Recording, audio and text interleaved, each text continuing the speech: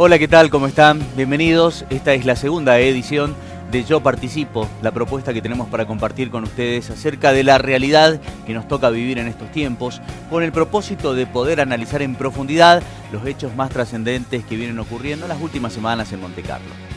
Sin demasiado preámbulo, voy a presentarle el tema central de hoy, que estoy seguro a usted le va a interesar y mucho. Y si no le interesa, entendemos que le tiene que prestar atención, porque es un problema que quizás ahora a usted no le afectó, pero no está exento de que le pueda suceder en algún momento. Inseguridad es el tema que hablamos hoy en Yo Participo. Inseguridad en la Argentina. Una realidad, no una sensación. Todos los días, miles de argentinos son víctimas de hechos de inseguridad. Robos, hurtos, secuestros, asesinatos. Somos libres y no podemos recorrer las calles libremente. Miles de argentinos viven tras las rejas de sus casas. Miedo por lo que le pueda pasar a sus hijos, a sus padres, hermanos, a sus amigos. Así no podemos seguir viviendo. Rogamos que esto jamás te suceda. Bueno, el tema de la inseguridad, quizás esta presentación es un tanto fuerte, sin embargo, hoy en día ya podemos hablar en estos niveles de discusión acerca de lo que nos toca en materia de inseguridad en Montecarlo. No hay dudas, vamos a coincidir que el caso más resonante en el mes de agosto tiene que ver con el robo y asesinato de Héctor Knott. Una situación que a todos nos preocupó en demasía. Porque evidentemente los delitos venían sucediendo con mayor frecuencia en los últimos años en Montecarlo, pero no con estas características. Con delincuentes que ingresaban a una casa con la intención bien definida de robar y, si era necesario, también matar. Y quedó demostrado en este caso. Decidimos volver a tocar este tema porque se cumplieron poco más de un mes de este hecho delictivo y todavía no hay demasiados avances en la investigación. Hubo un movimiento importante en materia de investigaciones que ha hecho la policía a lo largo y ancho de nuestra provincia, pero los resultados no fueron positivos. Nosotros en un principio quisimos abordar este tema no para seguir ahondando en lo que ha sucedido o para seguir criticando o cuestionando, simplemente para entender que la problemática de inseguridad dejó de ser una sensación. Recuerdan ustedes que a nivel nacional hubo una serie de discusiones establecidas entre la oposición y el oficialismo porque el gobierno se negaba a reconocer que la inseguridad ya había dejado de ser una sensación. Hasta en algún momento se había presentado el tema como una problemática de los medios de comunicación, de la televisión, que se encargaban todos los días de mostrar los hechos delictivos, asesinatos, homicidios, robos que sucedían principalmente en Buenos Aires. Bueno, también en el resto del país sucede. Ya dejó de ser una sensación. Ya es algo que se siente, es un sentimiento. De hecho, así lo definen los expertos. Vamos a compartir una entrevista, porque cuando hablamos de inseguridad tenemos que hablar de justicia. Van las dos cuestiones muy de la mano. Y hablar de justicia implica reconocer lo que sucede en materia judicial en la provincia de Misiones. Hace poco tiempo nosotros habíamos presentado unas declaraciones que había dado el presidente del Colegio de Abogados de Misiones, donde reconocía que las cárceles estaban saturadas, desbordadas, ya no hay espacio. Pero lo más interesante de todo es que había manifestado que no estaban desbordadas porque ya había demasiados presos con una condena definitiva, firme, sino que en la mayoría de los casos había personas detenidas, imputados en hechos penales, pero que todavía no tenían sentencia firme, ni siquiera habían ingresado a un juicio.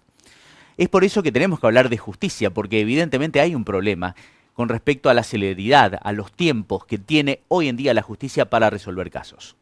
Vamos a escuchar las declaraciones de la hija de Héctor Knott, porque recuerdan ustedes que se produjo una marcha en Montecarlo pocos días después de este hecho, donde participaron muchos vecinos. Fue convocada por el Foro de Seguridad Vecinal de nuestra localidad y estuvieron los hijos de Héctor Knott. Vamos a escuchar a Karen Knott, quien toma la palabra y en su discurso, por supuesto, reclama justicia por lo que le sucedió a su papá. Personalmente me siento vacío, siento que una parte se enterró el lunes con mi viejo y lo único que pido es justicia. Es justicia. No puede ser que las 3 personas que lo hayan matado ese sábado estén libres ahora. No se sabe ni siquiera dónde está la camioneta. Ni nada, nada más. Yo estaba en Santo Tomé, yo estudié allá medicina, estoy en mi último año y me llamó mi mamá. Me llamó mi mamá a las 7 de la tarde y ahí me vine para acá. Bueno, esto sucedía hace pocas semanas en Montecarlo. Nosotros incluso habíamos mencionado y pasamos imágenes, gentileza del Foro de Seguridad Vecinal y también de Juan Ploger, sobre lo que sucedió en el año 90, cuando los vecinos de Montecarlo ya en ese entonces se manifestaban, hicieron un camionetazo, marcharon con los vehículos por la avenida Libertador hasta frente a la municipalidad y la policía reclamando justicia, porque ya en ese momento había demasiados hechos delictivos. Hoy nuevamente Montecarlo está teniendo esta sensación y está viviendo de cerca lo que significa estar inseguros. El caso de Gnot es extremo porque no solamente fue un robo, sino un asesinato, una ejecución. Pero en Montecarlo hoy tenemos frecuentes robos de motos, de garrafas, hurtos en la propiedad y la policía ha detenido a varios. Pero durante el proceso de definición del caso, la justicia es muy lenta. No sabemos si el problema le corresponde a el tiempo que se toma el juez en atender los casos, si son pocos los jueces designados para atender todos los hechos delictivos que tienen un proceso penal, o realmente falta apretar un poco más para que trabajen un poco más y resuelvan con más celeridad las situaciones delictivas. Porque es evidente que Montecarlo hoy necesita volver a tener la confianza en la justicia, que evidentemente hay un descreimiento social importante. Y cuando hablamos de justicia, nos pareció interesante poder compartir este fragmento de la entrevista que otorgó a Matías Martín, conductor del programa que se emite por la televisión pública Línea del Tiempo, Eugenio Zaffaroni, ministro de la Corte Suprema de Justicia de la Nación. La voz más adecuada para hablar de la situación de justicia que tiene hoy el país. ¿Qué piensa Zaffaroni con respecto a la sensación que tienen los argentinos en torno a si hay o no justicia? ¿Cuáles son los problemas que tiene hoy la justicia? ¿Quiénes son los que finalmente terminan presos? ¿Son realmente los culpables o se corta el hilo por el lugar más fino? Le pido por favor que preste atención a cada una de las declaraciones que da Zaffaroni, porque estoy seguro que le va a permitir a usted tener un panorama, una visión muchísimo más amplia de lo que sucede en materia de inseguridad en nuestro país. Nunca un poder judicial puede satisfacer todas las expectativas, eso es cierto, y hay algunos más defectuosos, otros menos defectuosos.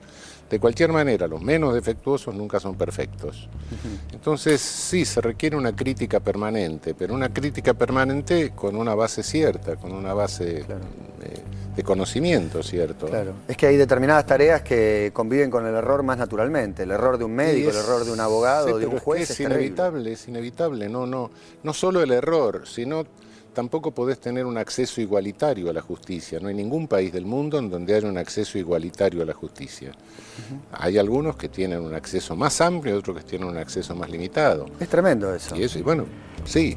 ¿Por qué? Porque tengo la percepción, y siempre la tuve, que van presos los pobres, siempre. De que no solamente, pero hablo como una generalidad, que se entienda. En el ámbito penal sí, sin lugar a dudas hay una selectividad. ¿No es terrible? Sí, pero sociológicamente esto está verificado y eso pasa en cualquier parte del mundo. Vos vas a una cárcel y lo que vas a encontrar son los más vulnerables, los que tienen menos poder, generalmente sí, pueden ser los pobres, pero no necesariamente, pero son los más vulnerables siempre, y que por regla general son los autores de las cosas más groseras y más tontas, por otra parte. Es decir, tenemos las cárceles del mundo llenas de algunos psicópatas asesinos, no muchos, y una gran mayoría de ladrones tontos. En definitiva es eso. Claro. ¿Por qué se produce eso? Bueno, hay quienes lo teorizan, qué sé yo, las clases sociales, la lucha. Sí. No, se produce por un fenómeno natural. ¿Qué es lo más fácil de detectar? Eso. Claro, igual no hablaba de que en las clases bajas hay más índice de delincuencia, sino de que cuando enfrentan un proceso penal, el que tiene plata termina acomodándose y recibiendo un castigo menor. No necesariamente, puede ser que no sea tan así, pero hay un entrenamiento distinto el que crece en determinado medio aprende una cierta tecnología. Todos aprendemos una cierta tecnología. Sabemos hacer ciertas cosas, otras no las sabemos hacer. Entonces, el que te puede sacar la billetera en el colectivo no puede fundar y fundir un banco. Y por otra parte, para detectar al que te saca la billetera en el colectivo es mucho más fácil que detectar al que funda y funde el banco. Claro. Es esa la cuestión. No es que necesariamente el que tiene más dinero, más poder sale. No, lo que pasa es que no entra. Claro. Porque es más difícil de pescarlo. Es grave. Y bueno, y la policía o cualquiera funciona como burocracia. Y las burocracias en lo que es más sencillo. ¿Qué es lo más sencillo? Y bueno, llevarse a alguien que va por la calle, tiene cara de ladrón, habla de ladrón, camina como ladrón, se viste de ladrón y roba. Todas estigmatizaciones, generalizaciones. Sí, es el estereotipo, la selección en función de estereotipos, sí. Saca la minoría de más o menos psicópata que puede haber, el resto es eso. Ajá. ¿Cuál es el problema o el desafío más grande que tiene la justicia por delante? Lo que tiene que aprender, resolver, cambiar con más urgencia, ¿crees vos? Bueno, ampliar la base de acceso a la justicia, reducir el nivel de selectividad, por otra parte, y evitar que la intervención de la justicia sea estigmatizante y condicionante de carreras criminales. Lo que ha manifestado Eugenio Zaffaroni, ministro de Justicia de la Nación, es interesante, porque claro, no siempre los delincuentes terminan tras las rejas. Y los que terminan tras las rejas generalmente pertenecen a una condición social muy baja. Pero no significa que solamente tengamos estos delincuentes en el país. Vamos a compartir la primera pausa de esta edición de Yo Participo y después vamos a seguir hablando del tema inseguridad, de la situación que tenemos a nivel social, porque el tema de inseguridad es muy amplio. Cuando mencionamos la problemática de inseguridad, automáticamente tenemos que pensar en la educación, tenemos que pensar en los menores de edad. Recuerdan ustedes que mucho se ha discutido, sobre todo en algún tiempo, sobre bajar la imputabilidad a los 16 años. Un tema que todavía sigue siendo debatido porque hay que reconocer que hoy los adolescentes menores de 18 años cometen delitos. Quizás no homicidios, pero cometen delitos. Este es un tema interesante y después también vamos a estar hablando acerca del trabajo que está realizando el Foro de Seguridad Vecinal de Montecarlo.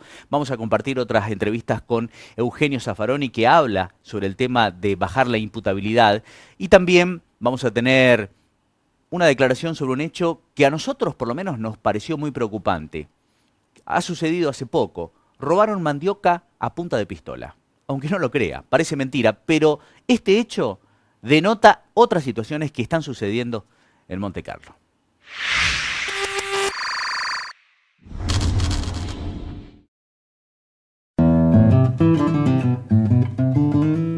Yo decido sobre mi destino. Yo decido sobre mi historia. Yo decido sobre mi selva. Yo decido sobre mi cultura. Yo decido sobre mi vivir. Yo decido sobre mi futuro. Yo decido sobre mi futuro. Nosotros decidimos. Consulta popular sobre represas Misiones 2014, del 20 al 26 de octubre. Informate y participa en www.consultarepresas.org.ar. Soy Rulo Bregañolo, pertenezco al Grupo Ecologista Cuñapirú, organización miembro de la Mesa Provincial No a las Represas, y te invito a que te sumes a esta gran cruzada en defensa del río Uruguay y sus pueblos. Partiremos el 29 de septiembre desde el soberbio Misiones hasta Garruchos, Corrientes, y visitaremos los pueblos costeros del río Uruguay brindando información acerca de por qué decimos no a las grandes represas, y también invitaremos a que participen a la consulta popular que se llevará a cabo desde el 20 al 26 de octubre en la provincia de Misiones.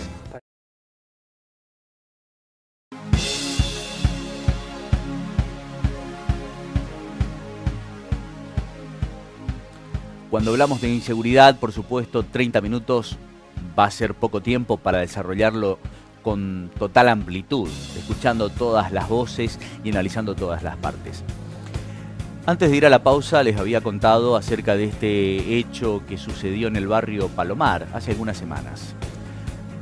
Una persona que se dirigía a su domicilio, circulaba en su vehículo, observó que en el terreno de un familiar estaban sacando mandioca 5 sujetos. Les preguntó si tenían autorización para extraer las mandiocas y ¿saben qué sucedió? Automáticamente uno de los sujetos sacó un arma y lo redujo. Literalmente como le estoy diciendo. Automáticamente esta persona se vio intimidada, se quedó quieta. El delincuente, aparte de llevarse la mandioca, le robó su teléfono celular y otros elementos. ¿Qué significa esta situación? Hay una lectura de fondo, porque si roban mandioca utilizando o portando armas de fuego, está claro que los delincuentes circulan de esta manera, que están todo el tiempo expectantes de que aparezca la oportunidad de poder concretar un robo. Y esto es lo que hoy, al menos a nosotros, nos preocupa y mucho. Se tomó conocimiento en esta dependencia de un hecho de robo calificado por el uso de armas de fuego ocurrido en una calle Terrada del barrio Palomar, donde momentos antes se comunicó en esta dependencia el ciudadano Rubén, donde manifestó de que unas personas se encontraban sustrayendo mandioca de una propiedad de un familiar de él, y al solicitar las explicaciones del caso, uno de ellos, de estas 5 personas, saca de entre su ropa, ¿no es cierto?, un arma de fuego calibre 22 y le sustrae su teléfono celular y se dan a la fuga. Por suerte el denunciante pudo tomar el dominio del vehículo y con esos datos se solicitó a Investigaciones de Posada donde estaba radicado, y el mismo estaba radicado en la provincia de Buenos Aires. Se montó un operativo tanto en el casco urbano como en las zonas rurales de esta localidad, y a los 40 minutos se logró hallar el vehículo en el casco urbano acá de Monte Carlo, y se procedió a la demora del conductor del mismo, quien manifestó de que desconocía esta circunstancia y que el vehículo lo había prestado a otra persona y lo había recuperado, ¿no es cierto?, recientemente. Una vez que se hizo presente en la comisaría, también en ese momento llega el denunciante a formalizar en forma escrita sus relatos y reconoce a esta persona que fue demorada de 32 años, domiciliada en el barrio Malvina de esta localidad, y reconoce como uno de los autores, más precisamente el que conducía el vehículo. Motivo por el cual se consulta al juzgado interviniente y dispuso la detención del mismo y secuestro del rodado de mención. Posteriormente, con la división criminalística, se realizó la requisa del vehículo, hallando restos de mandioca en el baúl, y en el allanamiento realizado en el domicilio del detenido se secuestró la totalidad de 11 kilos de mandioca. También se procedió a la requisa personal y el secuestro de las prendas de vestir, ya que fueron reconocidas por el denunciante como las que vestía en el momento del hecho. Cuando entendemos que hay delincuentes que ya no solamente cometen robos, hurto a la propiedad privada o esperan la ocasión de encontrarse con una casa solitaria para robar, cuando están armados, cuando impunemente, porque esto sucedió a plena luz del día, cometen un robo de este tipo para llevarse mandioca, está claro que la situación es preocupante. Por supuesto, en este caso también quiero mencionar que la policía tomó conocimiento, tomó la denuncia y pudo detener a la persona responsable de cometer este robo calificado. Aunque parezca mentira, robando mandioca, utilizó un arma de fuego. Pero no es un tema menor. Vamos a continuar acerca de este tema, de cómo se está delinquiendo en nuestra comunidad, porque entendemos que no solamente participan mayores de edad. Y recién lo había mencionado. Hay una problemática interesante que se ha instalado en el debate social que tiene que ver con los menores de edad. Hay muchos robos que están sucediendo, por ejemplo, de motocicletas, de garrafas, donde participan los menores de edad. Y no es un tema menor, porque los menores son inimputables. A partir de los 18 años recién pasan a formar parte del estrato judicial. Por el momento terminan detenidos, demorados y son restituidos a sus tutores, a sus padres. Eugenio Zaffaroni también da una declaración, en esa oportunidad había hablado en un programa que se emite a través de Canal 13, en TN, dando a conocer su postura, porque no es fácil tomar una decisión de este tipo. Cuando nos pasa un hecho de inseguridad, automáticamente consideramos que un adolescente de 16 años tiene plenas facultades y está en uso de razón bien claro para cometer un delito. Cuando uno lo escucha hablar a un adolescente de 16 años que delinque, lo que menos piensa es que, bueno, este joven es víctima de todo un proceso familiar. Lo primero que siente es que tiene que estar preso. Bueno, pero no es tan sencillo. Vamos a escuchar esta parte de las declaraciones que dio también Eugenio Zaffaroni, ministro de la Corte Suprema de Justicia de la Nación. Yo creo que, bueno, desde los 16 años, como todos sabemos, los menores son plenamente responsables en nuestra legislación vigente. El problema se plantea en los menores de 15 o 14 años. Yo creo que hay que someterlos a un proceso penal. El sistema que tenemos es inconstitucional justamente porque no lo somete a un proceso penal. Lo somete a medidas sin ninguna garantía. Es decir, medidas que pueden ser tomadas por los jueces, incluso medidas implica internación, implica, llámese como se llame, es una prisión, ¿no? En este momento, como tenemos un sistema tutelar, se dice, bueno, se los puede tutelar, y la tutela significa colocarlos en una prisión. Un reformatorio. Sí, pero no, creo que desde los 14 años tiene que haber un proceso penal, es decir, volverle todas las garantías. Lo que sí, bueno, cuidado con lo que se haga, porque las penas no pueden ser las mismas, ¿no? Es decir, creo que en cualquier caso lo que tenemos que tener es la privación de libertad como ultimísimo recurso, ¿no? Bueno, hicimos un recorrido por varios aspectos que tienen que ver con la inseguridad. Y nos parece interesante poder incluir dentro de este segmento a los integrantes del Foro de Seguridad Vecinal de Montecarlo.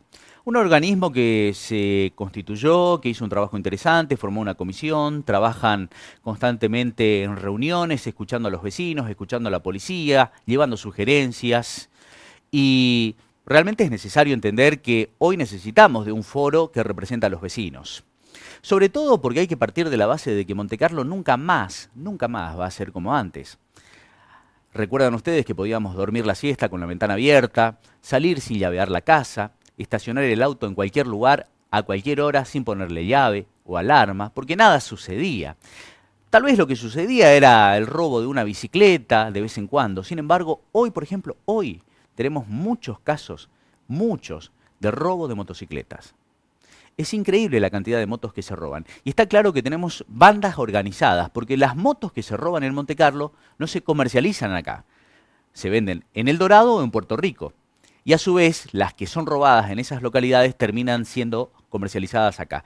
La policía está haciendo un trabajo interesante con respecto a esto. Pero ¿cuál es el tema? Hoy se roban motos. Antes se robaban bicicletas, hoy motos. Esto significa que en algún momento se van a organizar tanto que las motos van a dejar de ser un negocio y podrían llegar a pasar a los autos. No podemos no ver esta situación. Hasta aquí llegamos con el tema de seguridad. Vamos a compartir brevemente las declaraciones que hace un tiempo dio Pepe Levi, José Miguel Levi, quien preside la comisión, quien se refiere a la importancia de erradicar la denuncia. Aunque resulte engorroso, es importante hacer la denuncia ante cualquier tipo de delito. Esto decía José Miguel Levi. Hay cuestiones mínimas que no podemos entender, que por ejemplo en determinados lugares que tienen que ver con tomar denuncias, por ejemplo la comisaría puntualmente, de que no tomen denuncias o porque no está el comisario, porque no está el subcomisario, porque no está un oficial, siendo que una denuncia hasta se puede tomar sin necesidad de computadora, de puño y letra, y hay cuestiones que me parece que también falta un poco de voluntad, pero bueno, estamos trabajando para eso, estamos preocupados realmente. A mí me preocupa sobremanera que la gente tiene miedo de la policía. Esto es lo que a mí me preocupa sobremanera.